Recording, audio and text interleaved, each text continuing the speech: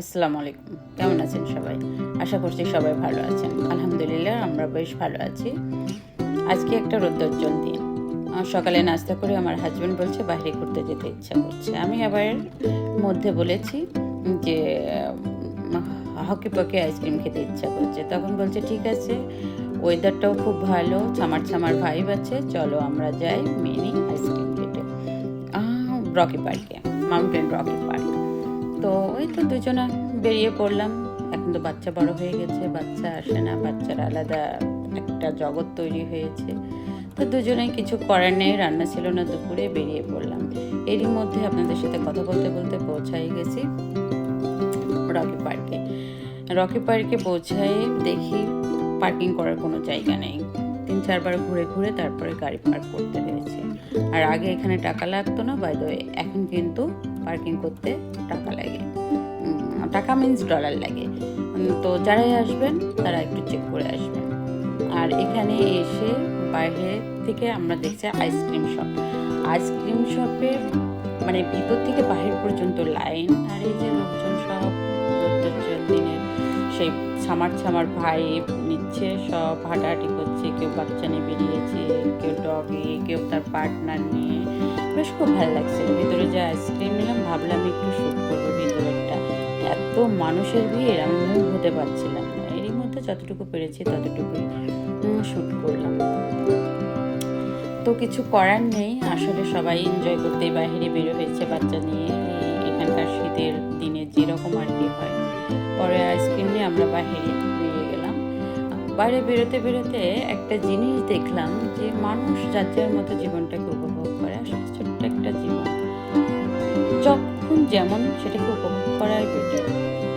Ups and downs তো জীবনে থাকবে। আর এই দেখেন হাঁসগুলো কি সুন্দর ঘাস খাচ্ছে রোদে, রোদ পোহাচ্ছে। অনেকে ভিডিও করছে, অনেকে ছবি তুলছে। আর চারিদিকে এত লোক, সব হাঁটাহাঁটি করছে, দেখে মনেই হচ্ছে না এটা উইন্টার সিজন। তো আমরাও তো হাঁটাহাঁটি করতে করতে রোদে দাঁড়িয়ে দুজনে আইসক্রিম খাওয়া স্টার্ট করলাম। আর চারিদিকের যে পরিবেশটা সেটা উপভোগ করছিলাম। তো দুজনে গল্প টল্প করছিলাম, করে হঠাৎ করে এখানে কিছু মরা গাছ দেখলাম। মরা গাছ না, পাতা ছড়া গাছ দেখে মনে হচ্ছে যে যে সয় সে রয়। কানাডাতে এখন এমন একটা সিচুয়েশন যে বলার মতো না। অনেকেরই রুল চেঞ্জ হয়েছে, অনেক ঝামেলার মধ্যে দিয়ে যাচ্ছে অনেক পেশেন্ট। তবে আমার কাছে মনে হয় যে এত ঝড়ের মধ্যে দিয়ে যদি মানে থেকে যেতে পারে, তারা রয়ে মানে এরা এখানে টিকে যাবে। আর কিছু গাছ আছে সবুজ, চিরসবুজ, তারা জীবনে কিচ্ছু বোঝে না ঝড় ঝাপটা কি। আসলে উপরওয়ালা সবাইকে তো সব কিছু দেয় না, যার যেরকম ক্ষমতা দিয়ে সেই প্রেশারগুলো দিয়ে। আমরা এগুলো গল্প করছিলাম দাঁড়ালে। আসলে এখন বাচ্চা কাচ্চা বড় হয়ে গেছে, অনেকটা সাইডের জীবনের রং দেখে আসছে, আপস অ্যান্ড ডাউনস নিজেদের জীবনে। আমার হাজব্যান্ডের 20 বছরের জীবনে অনেক কিছু একদিনে এই জায়গাতে পৌঁছানো না। আলহামদুলিল্লাহ এখন অনেক ভালো আছে। দুজনে এটা বলছি যে কত বছর আগের কথা মনে হচ্ছে না, বিয়ের পরে পরে যে জীবনটা সেরকম লাগছে। আগে তো গার্জিয়ানদের ভয় ছিল, এখন আমরাই গার্জিয়ান। যতটুকু সময় হাতে আছে উপভোগ করি। আর এই যে পানি, পানি দেখে কি মনে হচ্ছে না যে শাওয়ার দেওয়ার জন্য খুব ভালো, বা পাটা ডুবিয়ে বসে থাকলে ভালো হতো, কিন্তু না, কিছু মানুষের জীবনে এরকম আছে। কিন্তু তো যাই হোক, অন্য সাইডে হাঁটতে হাঁটতে যে দেখি যে প্লেগ্রাউন্ডের সাইডে বাচ্চারা খেলা করছে, সেখান থেকে ঘুরে এই যে কাশ ফুলের মতো এই গাছগুলো দেখেছিলাম। এই গাছগুলো দেখে না এত ভালো লেগেছিল, মনে হচ্ছিল কাশ ফুল।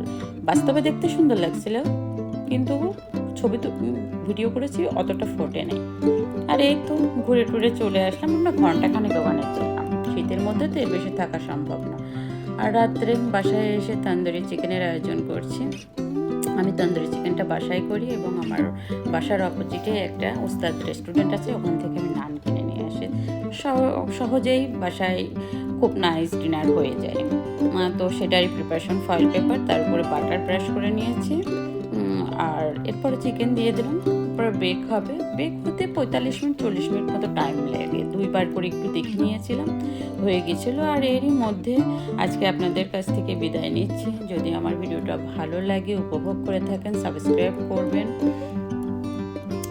চ্যানেলটা কমেন্ট করবেন আর আমাদের জন্য দোয়া করবেন। আসসালামু আলাইকুম। ওয়ালাইকুম আসসালাম।